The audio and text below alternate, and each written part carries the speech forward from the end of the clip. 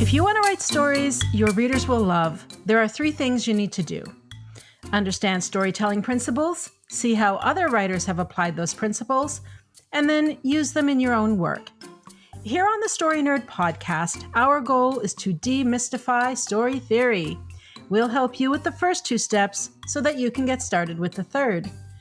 My name is Valerie Francis. I'm a writer and literary editor, and I focus on stories by, for, and about women. And I'm Melanie Hill, writer, editor, and poet. And I have a passion for spy stories, fairy tales, and master detective novels. On today's episode, Melanie pitched Sliding Doors so that we can study sequences. This 1998 film was directed and written by Peter Howitt. Of course, there will be spoilers because, as always, we can't talk about the story without talking about the story. And before we get on to the episode, we would love it if you could give us a rating and review. For Apple Podcast listeners, you can do it right from your phone. Simply go to the show's landing page and scroll to the bottom. It's that simple. Alrighty, Melanie, Sliding Doors. What do you have for the genre?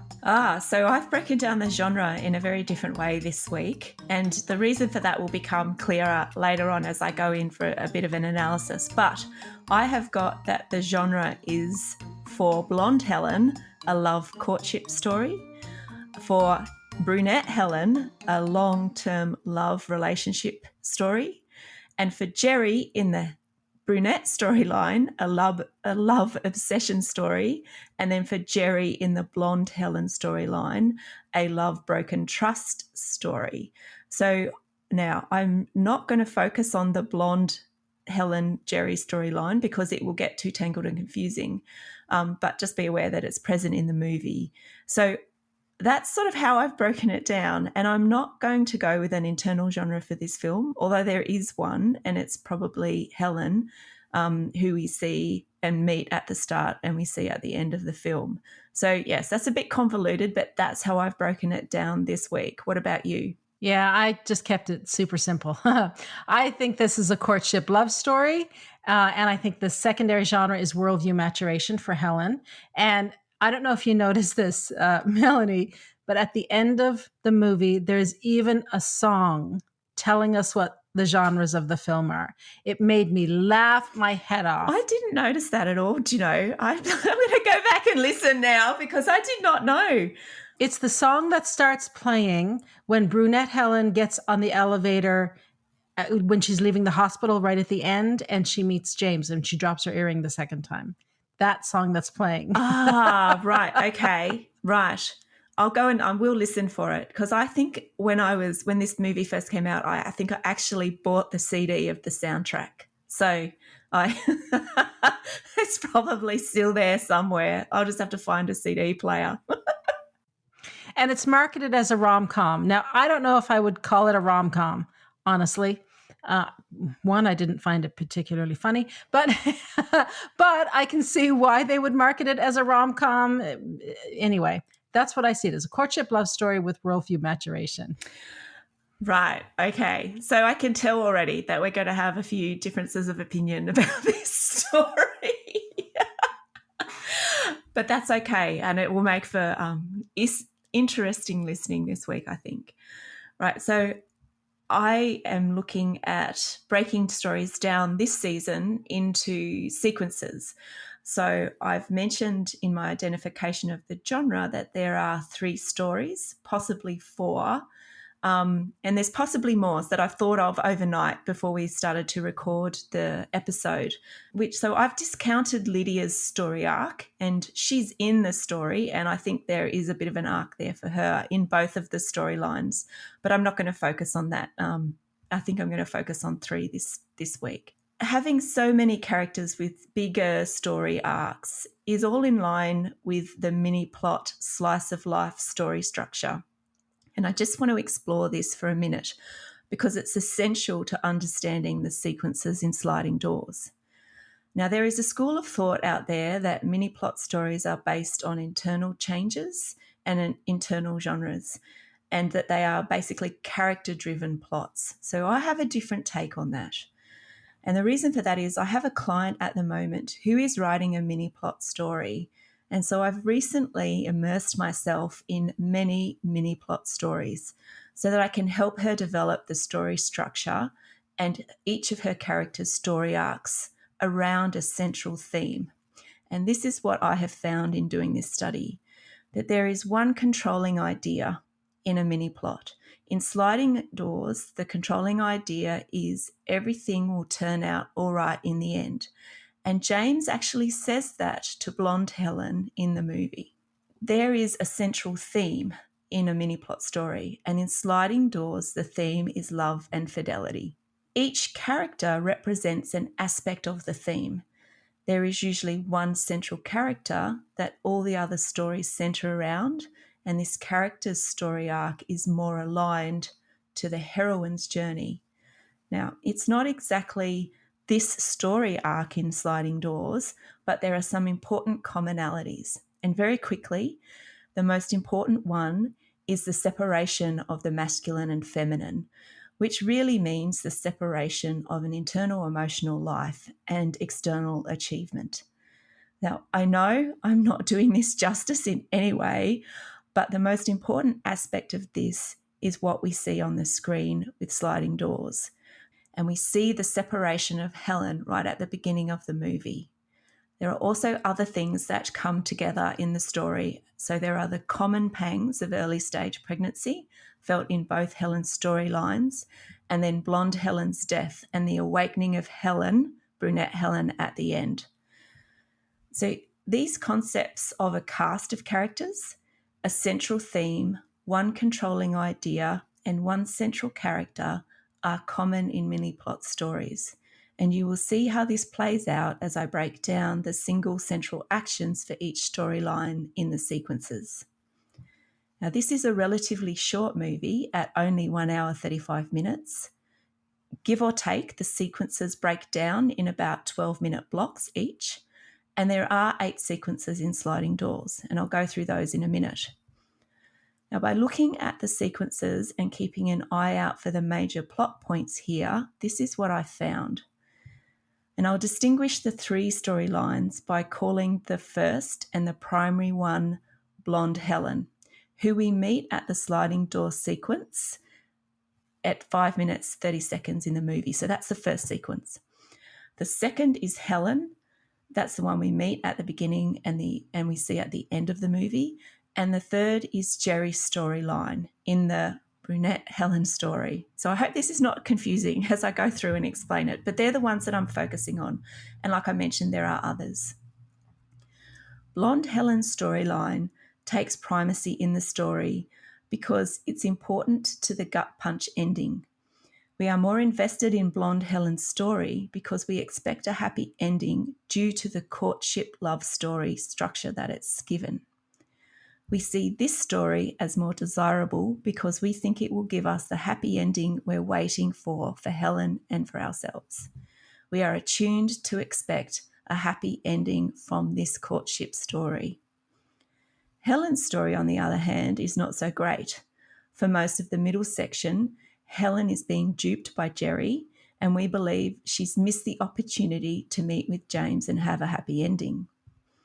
And when I started to look at Helen's story and break it down more, I realised that it's actually Gerry's story that has more action in it than Helen's.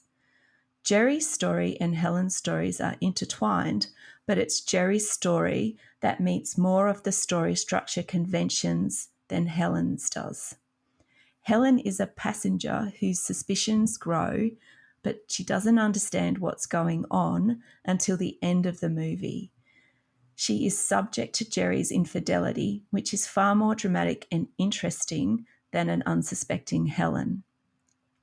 Now, blonde Helen's story takes up a little bit more time on the screen, but that starts to change. That's more so in the beginning of the movie as well, but that does start to change after sequence 6. The 3 storylines balance out after sequence 6.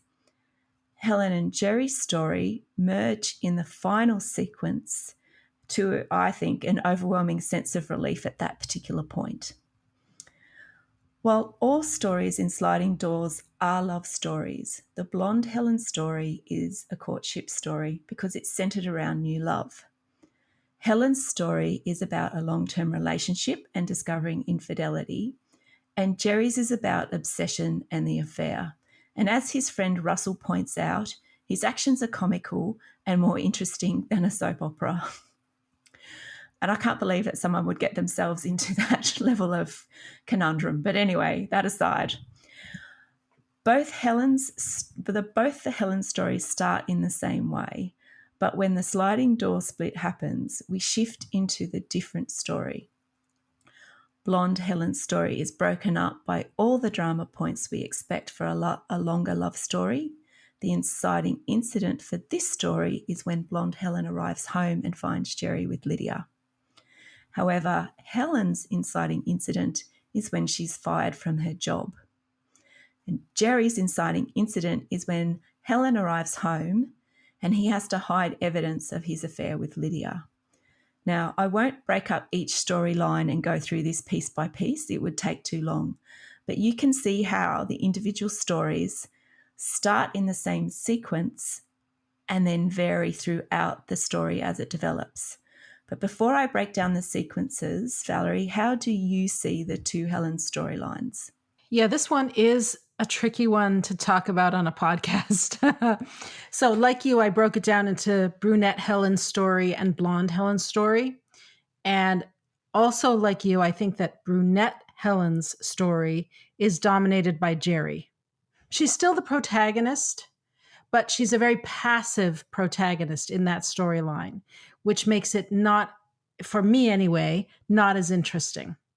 I have many more things to say, but I don't want to break your flow and I don't want to scoop myself. So why don't you carry on? Okay. All right. So that's interesting. So the way I started to think about it once I realized the brunette Helen story was not as active as I was expecting it to be, I viewed her as more a point of view character who, yes, is a protagonist, but like you said, that passive protagonist. And I viewed her, and so I started to think of her more as a point of view character as opposed to a protagonist in her own right. And then that made sense right up for that, I suppose, the maturation arc for that internal story at the ending. So, yeah, I can see why you would think about it that way, because I had similar thoughts. All right. Now I'm going into the sequences. So again, I've used a single central action to summarize each sequence. So again, I will try, I know I speak quickly sometimes, but I will try very hard to make sure that I break things up so that we can understand what's going on in the sequences. So in sequence 1, we have blonde Helen finds Gerry with Linda. So this is the central action of the sequence for that character. Gerry is having an affair, and so they are the main parts of that sequence. So I haven't identified anything really driving Helen's action in that that sequence. In sequence 2, we get the new Helen in the blonde Helen storyline. For Gerry, it's the actions of a guilty man. And then for the other Helen, it's Helen gets a job. In sequence 3, blonde Helen has a good time with James. And Lydia gives Gerry an ultimatum. So again, brunette Helen does not feature much or have a central controlling action in sequence 3. In sequence 4, blonde Helen kisses James. So I've identified this as the start of something new. And I have not given an action point for either of the other two characters. Now, this is very interesting because at this point, at the end of this sequence, this is the first culmination point and the main culmination point of the story at this stage. And the other stories don't have a significant turning point or crisis here. And that is why I've identified blonde Helen's story as the one that meets most of the conventions and the prime story that we're looking at, especially through this middle build sequence. Right, so in sequence 5, we have, for blonde Helen, Gerry gets in the way, and he gets in the way of her forming more a deeper relationship with James. For Helen, she's working and doing more work, supporting Gerry. And for Gerry, Gerry and Lydia go to Dorset. Now in sequence 6, we get Blonde Helen. It's James and not Gerry. For Gerry, it's over with Lydia. And then for Helen, she starts to get suspicious. Now, at the end of sequence 6, it's the second culmination point. So for the blonde Helen, it's when she can't get in contact with James and she thinks she's blown it because Gerry came into the picture. But the other two stories have climactic points here, which they need to make sense of the ending payoff of the story. So they are not as active, or their culmination points happen a lot later. So they've missed the middle culmination point, and then their stories are actually reaching a climax and crisis right here at the end of sequence 6. So in sequence 7, blonde Helen sees James and the other woman. Gerry gets a call to go to Lydia's, and Helen is offered a job interview. Now in sequence 8, again, we've got the 3 characters. We've got Gerry, what I've identified as Gerry gets what he deserves. Blonde Helen has no happily ever after. And Helen's is everything turns out well in the end. So I hope that makes sense, and I hope I've really pointed out the differences of the storylines and how they work in each of those sequences. So this is a very skillful script. And the movie, I think, is superbly edited. There is a real precision in the storytelling of this movie. The sequences in this movie work in terms of the main storyline and the build-up to the crisis for the other storylines. I would not attempt this structure if you were starting out with a mini-plot story. It works because of the split at the beginning and the merge and the death at the end. So breaking this down was a challenge for me this week, but once I gathered my thoughts around the theme, the cast, and controlling idea, I could use the 3-act 8-sequence framework for the main storyline and see how the other storylines worked around it. I've talked about the threads of a story last week and in previous episodes, and this week's analysis has reinforced the idea of using threads to weave a story. So there is a primary story or character in a mini-plot structure, and the other storylines are woven around it.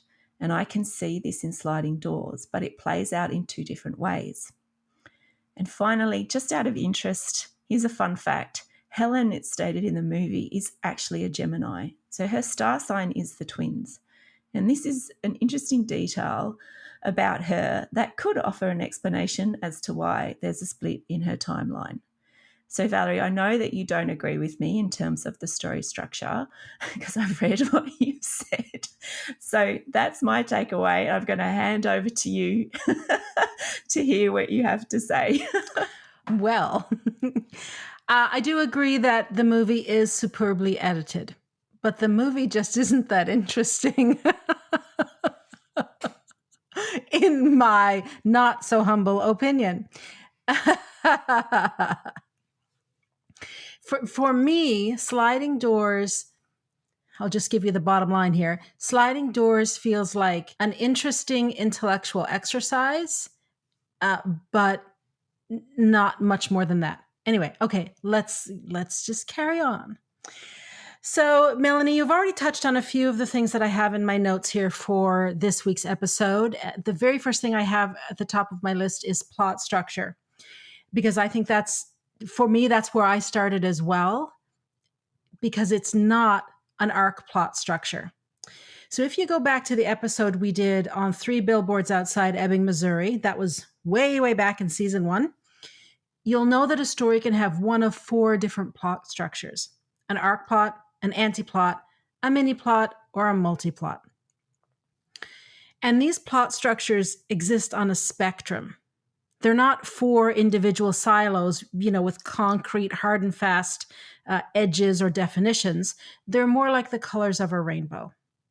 Now, the arc plot structure is by far the most common. It's so common that it's kind of the default.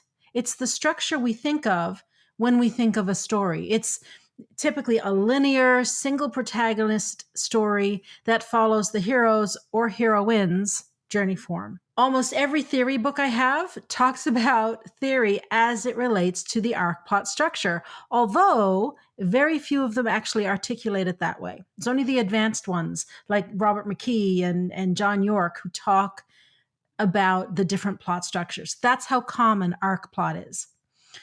But Sliding Doors is not arc plot. This is the type of study that's good for anyone who is writing a multi-plot or mini-plot. Like if you like the books of Leanne Moriarty, for instance, and you are writing in that style, this is the kind of plot structure that you're getting into. One isn't better than the other, in my opinion, but I think multi-plot and mini-plot are a little harder to pull off for a novice writer.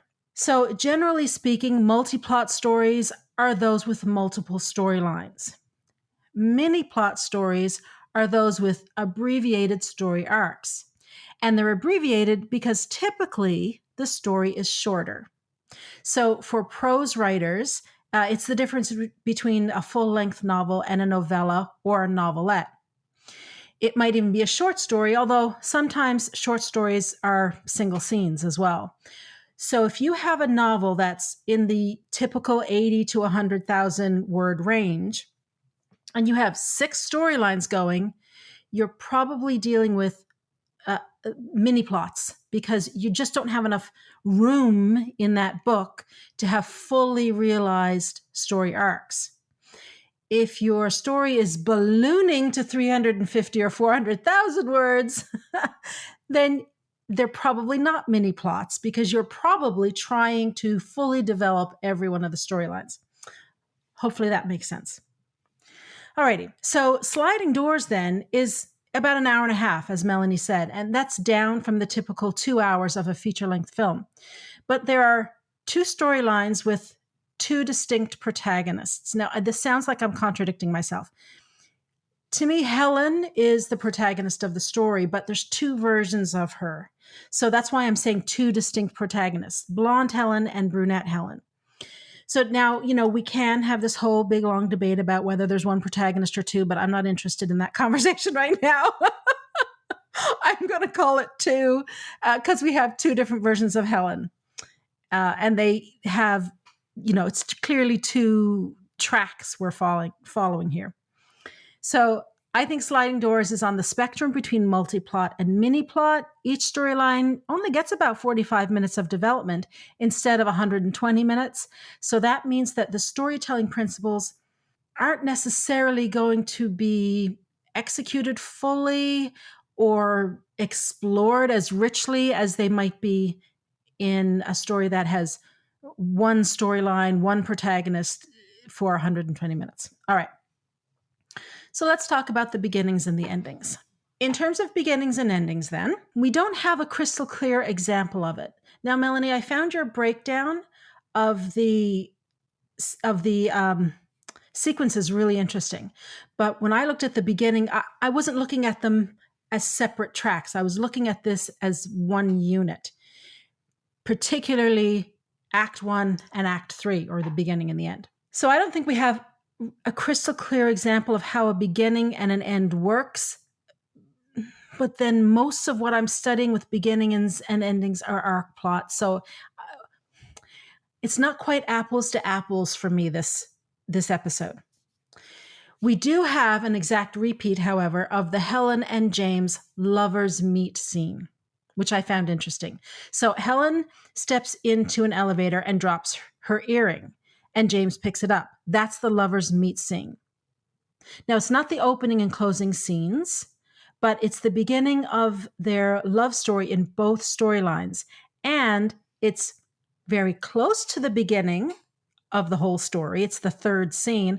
There might even still be some credits rolling at this point. And it is, in fact, the closing scene. So, it's close. Close enough for jazz. The opening and closing scenes do rhyme thematically, though, because they're both focused on Helen's relationships. And that makes sense, given that this is marketed as a romantic comedy. In the opening scene, although Helen is going to work, her boyfriend Gerry features heavily.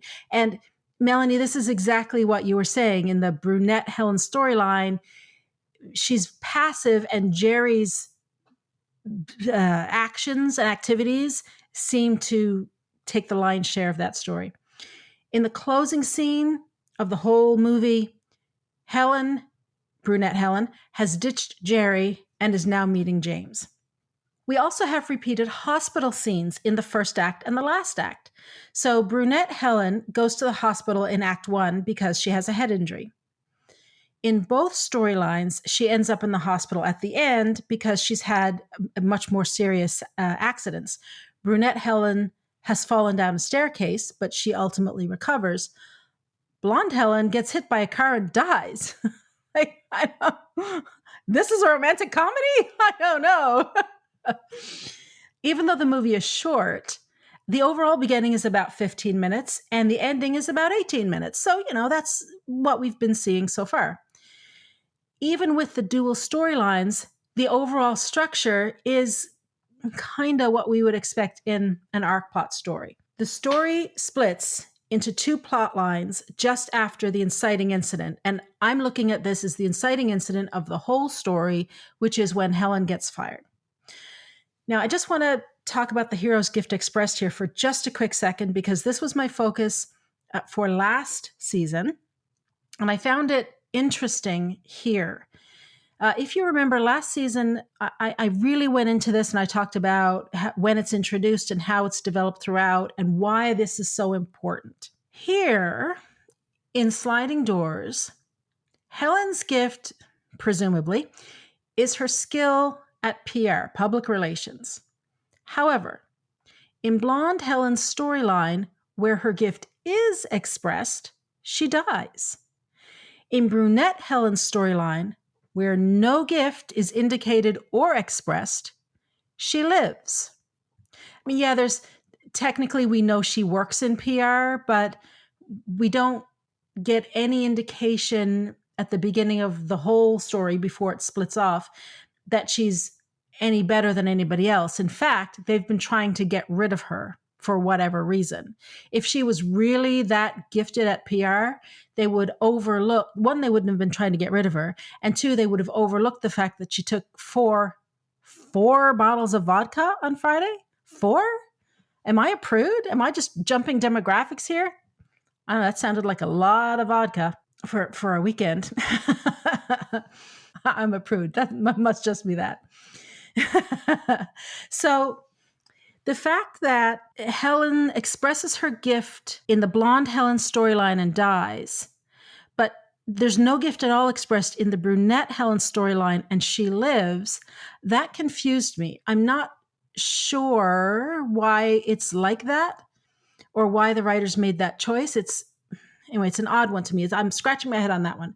Anyway, before I go on, Melanie, what do you think? Well, I think, that maybe that has something to do with the fact that she is a passive protagonist in the Brunette Helen storyline. And I think that's the hope at the end of the movie, or there's something there at the end of the movie where you don't get a resolution in her storyline, but you have hope because, you can see that James is, if you were thinking about it in terms of partners, he would be a far better partner for Helen, as we've seen in the Blonde Helen storyline. So perhaps just getting her life together at that point of time will allow her to express that gift, because Gerry's a bit of a leech on her, right? She has to support them so that he can write his novel. So her ability to go out and express any PR gift is non-existent because she just has to get a job so that she can support Gerry, who is a grifter at best. But he's a very dislikable character, I think, in the movie, and one I think both he and Lydia are quite despicable and probably should end up together. But maybe that's part of that. And maybe, so it's interesting, and I haven't thought about this is just thinking on the fly, is that I do think that the Blonde Helen storyline takes primacy. And I know what you're saying about her dying in the end, but they are the same person. So I think, and I think you could get into very circular arguments about one character, two characters. I agree with you. There are two protagonists in the film. I think that's why you have the split, but they are the same person. I think one is just a what if question, and one is just that linear, not linear storyline where the what if question wasn't asked. So maybe that explains some of it. I don't know, but it's worthwhile considering. And these are the sorts of things you do need to nut out if you're going to do a split timeline story, or if you want to do a story like this, where you have the same protagonist either walking through life at the same time with different options, or even that split storyline with the same protagonist at different stages of their life. You need to work through some of these issues. So having these discussions is really good, because you can start to see the complications that you have to deal with when you split a story this way. It does start to feel a little like a choose your own adventure story. I will say, however, that I do take exception to the description of a novelist. We don't all have sugar mamas and sugar daddies paying our bills while we write our novel. I'm just saying that for what it's worth. Anyhow, this leads me to something that I think Melanie might not appreciate, but, too bad. That's okay. I'm keeping my powder dry for next week. Holy plot holes, Batman. Oi, with the poodles already. Okay, so when we're writing a novel or story of any kind, as the creator of the story, our goal is to make the plot as airtight as possible. Now, we're human, so there might be a plot hole in there, no matter how hard we try not to have it in there. So here's where I've set the bar for plot holes.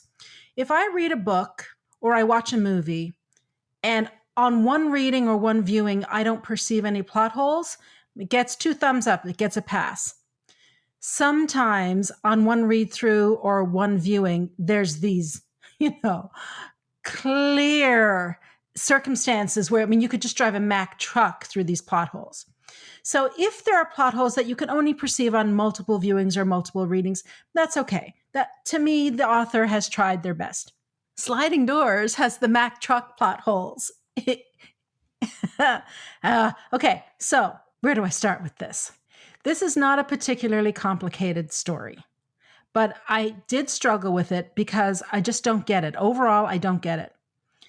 The whole thing about how Helen's life splits into 2 paths based on whether she catches a train or not, to me is a cute gimmick. But that's all it is, a gimmick. It's an intellectual exercise to see how a story would work this way. And creatively, that's a fun exercise, but it doesn't necessarily carry through that it's a movie anyone wants to watch. Clearly, Melanie and I disagree on this one. If you look too carefully, and that's what we're doing here on the podcast, plot holes start to open up. Let me give you a couple of examples. The finances, we've already touched on this. Brunette Helen, who's the one who missed the train, is so desperate for money she has to work 2 jobs. Blonde Helen, who caught the train, doesn't need any job at all, not immediately anyway, and she can afford to go get a makeover. Now, she is the same person at the beginning of this movie, before that inciting incident of losing her job. So whatever her financial situation was at that point, it continues to be after the storyline split. And it's not that Gerry is a dependent for Brunette Helen, actually, because if that was the case, in Blonde Helen's storyline, we would see Gerry in desperate financial straits, but he isn't. And this isn't me being picky. This is a plot hole that they have created because, and by they, I mean the screenwriters, because they have put so much emphasis on the fact that Brunette Helen is working her fingers to the bone. So it begs the question, how is it that just because she missed a train or didn't miss a train, she is somehow now having to work her fingers to the bone, or she can get a makeover? That's not the only sort of logic problem. How does Brunette Helen know about the purple shirt rowers? That does not make any sense, not according to the world they have set up. James rowing in the purple shirt is from Blonde Helen's storyline. It also doesn't make sense that she knows the right Monty Python line, because these are two concurrent storylines. It's not like a past life. This isn't a time travel story. These are two concurrent storylines. I know it's still Helen, but it's two different versions of Helen. It's a multiverse. They have not set up that one Helen would somehow be telepathically linked to the other Helen, or one Helen would somehow subconsciously be able to know information from the other storyline. I mean, that could be the case if they had set it up, but it's not there. It doesn't make logical sense according to the world that they have created. Now, it could be that the writers just tossed it in as kind of a nudge, nudge, wink, wink to the audience. That could be, but I don't think that works. I think it just weakens the whole story. Now, a little word about the word building.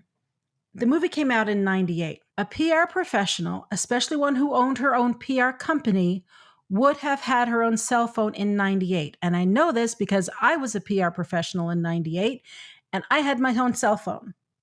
I had to have it. I didn't want it because I didn't want them to be able to reach me after office hours.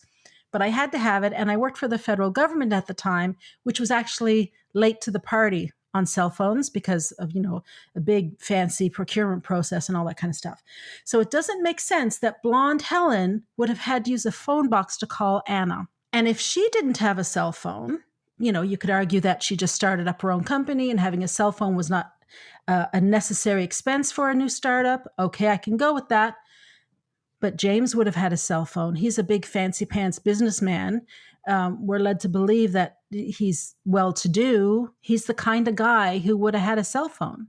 I don't know. I meant to actually go back and check to see if cell phones were in the story at all up to that point, because maybe I'm being persnickety. No, there's no mobile phones in the movie at all. So nobody has a mobile phone, which I found interesting. And I suppose I didn't question it as much because you're right. If someone did and then the rest of the cast didn't or vice versa, that wouldn't make any sense. But most of the calling or all the calling is done on landlines. So, yeah, and it's interesting for the time frame, right? Like you pointed out. Well, okay, I'll give them a pass because there are no cell phones in any of it. Still don't get it. But okay, I'll give them a pass on that one. Now, following the story's logic, it just doesn't make sense that catching or not catching a train would open up two parallel paths in life. It's just not enough of a significant event for me to follow the rest of the story. It would open up two different paths, but not two different paths that are essentially the same path. It's not, you know what I mean? Like it's not just that they're similar, it's that they're kind of two versions of the same thing. For example, in both storylines, Helen discovers Gerry's infidelity. She meets Lydia. She has a miscarriage, although the fathers are different, and I have no idea why she has a miscarriage in both of them, because this is marketed as a rom-com, and this is not typically the stuff that pops up in rom-coms. Anyhow, I will leave that aside. I will keep moving on. In both storylines, she ends up with James. Presumably it's open-ended, but I don't think it's a big leap to assume that brunette Helen ends up with James at the end of the day. She's got to have a happily ever after if you're calling this a romance. In both stories, Helen gets drunk at the beginning of the middle build, like staggeringly, blindingly drunk. And in both storylines, she needs somebody else to put her to bed. It's Gerry in one, and it's her best friend in the other. In both storylines, she has to have her nose tweaked the next morning in the shower to sober her up. Like that was eating up serious screen time. And in both stories, there is another woman in Helen's relationship. So we've got Helen and Gerry, and the other woman is Lydia. And then in blonde Helen's storyline, we've got blonde Helen and James's wife. Not ex-wife yet, because they are not yet divorced, although they are separated. So if you're going to explore the idea that Something as simple as missing a train or catching a train is going to make a character's life go in two different directions. Why wouldn't you take the character's life in two different directions? To me, that would be way more interesting than two characters that are on parallel paths and that have the same things happening. I just find it all very confusing. It wasn't nearly interesting enough to hold my attention. I did turn it off a couple of times and had to come back. But I rented it. Cerny had a rental for 48 hours. So I had to, that was what kept me in this thing. I didn't want to pay for it twice. Now, it might sound like I'm being hypercritical, and maybe I'm tired and cranky. I don't know. I'm not trying to be unkind or unfair.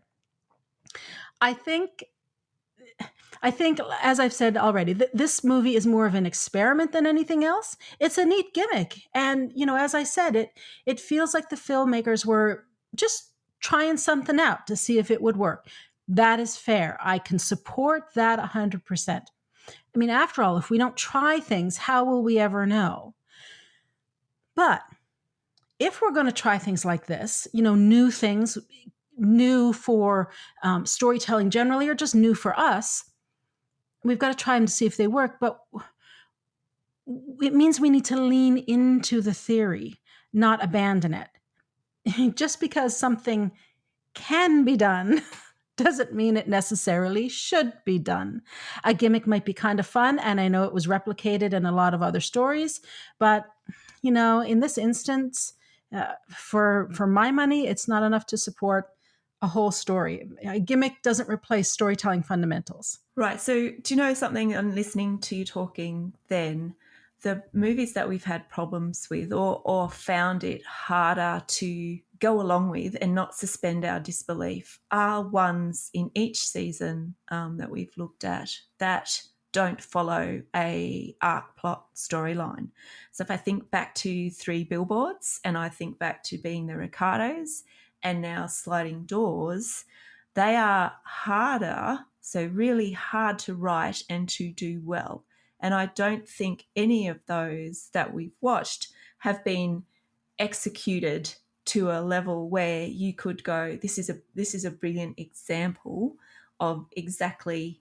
We see more problems with them than we see good things, I suppose, or see it as a good example of what should be done. But I think that's just as valuable to people in order to, you can learn 2 ways. And as we say in our opening, you can watch how other people do it and apply it yourselves, or you can watch when it doesn't work. And sometimes you can watch the bits of stories that don't work. So I do like Sliding Doors. I think there are some really good examples to show how it does work, but perhaps there are parts of it that don't work. And I think the same when I look back at 3 Billboards, and I think the same as I look back at Being the Ricardos. There are some things that are done well, and then there are other things that are cautionary tales for people who want to try and do something outside of an arc plot. Anyway, that's a summary thought after listening to what you had to say. All right. Well, I will give you the final word on it since it's your movie. Okay. So what action step do you have for listeners today? So this is more of a major takeaway than an action step. In other movies I've analysed this season, I would use the 3-act, 8-sequence framework as a plotting tool. However, in Sliding Doors, I would use this framework more as an analysis tool to see how the story worked. Then I would plot around the theme and the Gerry Helen story and the blonde Helen James story. I would be meticulous about the plotting in a story like Sliding Doors, so there is alignment at certain points. That is what I would do as a thought to leave you with. And maybe the action step is think about how you would attack or start to look at a story where there's a split storyline or a mini plot story arc. Well, that wraps it up for this week. At last. Join us again next week when we discuss The Blair Witch Project. You can tell that one is my choice. Now, don't worry if this is not your cup of tea. I totally understand. You will not need to watch The Blair Witch Project in order to understand next week's episode. And I promise there won't be anything spooky or unnerving about our discussion, so please do stay with us and do tune in. To support the show, please leave us a rating and review and tell your writer friends about us. For even more information about putting story theory into practice, subscribe to my Inner Circle by visiting valeriefrancis.ca/inner circle and follow me on Twitter and Instagram at Valerie_Francis. And you can now also find me on TikTok at Valerie Francis Author. If you'd like to find out more about Melanie, visit melaniehill.com.au or visit her on Facebook at Melanie Hill Author. And remember, story theory does not have to be difficult. It's a tool to help you write more, not less. So take it one step at a time and have fun.